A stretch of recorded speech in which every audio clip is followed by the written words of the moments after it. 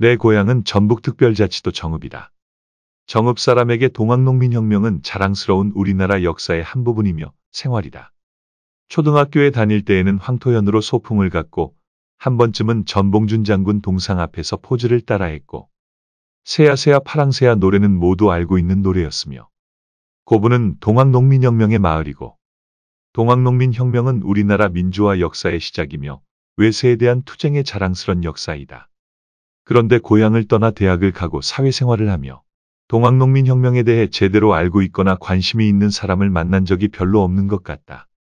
종각역에 있는 전봉준 장군 동상을 보고도 누구인지 모르는 사람이 많았다. 하지만 시간이 흐르며 점점 동학에 대해 아는 사람이 많아졌다. 첫째 아이가 어렸을 때 보던 위인전에는 전봉준 장군이 없었다. 둘째가 보던 위인전에는 전봉준 장군이 포함되어 있다. 고향이 정읍이라고 이야기하면 동학? 하고 말하는 사람도 있다. 시간이 흐를수록 동학농민혁명에 대해 그리고 동학농민혁명의 성지, 정읍에 대해 아는 사람이 많아지고 있다. 단순히 시간이 흘렀기 때문이 아니다.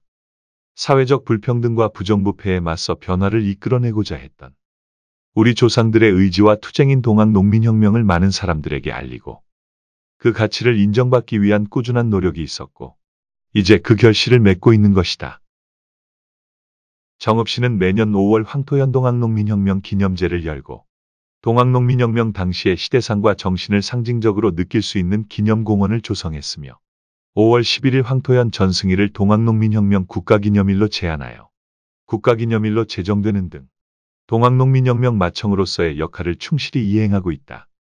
민중의 힘으로 한국 근현대사의 서막을 열었던 의로운 전쟁 동학농민혁명 기념사업의 방향을 세계사적 혁명도시로서 위상을 높이고 이를 통해 도시성장의 동력을 만들어내겠다는 정읍시의 의지로 아르헨티나의 알타그라시아, 독일의 미라우젠, 아일랜드의 더블린과 코크, 중국의 난징 등이 참여하는 세계혁명도시 연대회의가 열리고 있다.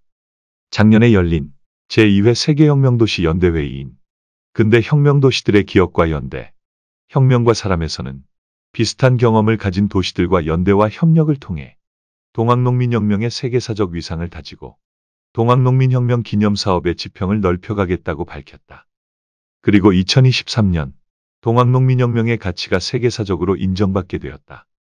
동학농민혁명 기록물은 조선 백성들이 주체가 되어서 자유, 평등, 인권의 보편적 가치를 지향했다는 점에서 세계사적 의미를 인정받았으며 특히 동학농민군이 각고을 관하에 치안, 행정을 담당하기 위해 설치한 민관협력기구인 집강소는 당시 세계적 유사 사례를 찾기 힘들 만큼 신선한 민주주의의 실험으로 평가된다.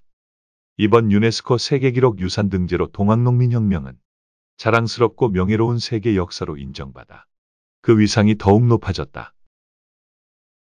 역사를 잊은 민족에게 미래가 없듯 동학농민혁명의 숭고한 정신을 자랑스러운 역사로 기억해야 한다는 정읍시의 노력으로 국회에서 전국 39개 동학농민혁명 단체와 함께 동학농민혁명 명칭, 정신, 헌법 전문 명시를 관철하기 위한 공동성명을 발표했다.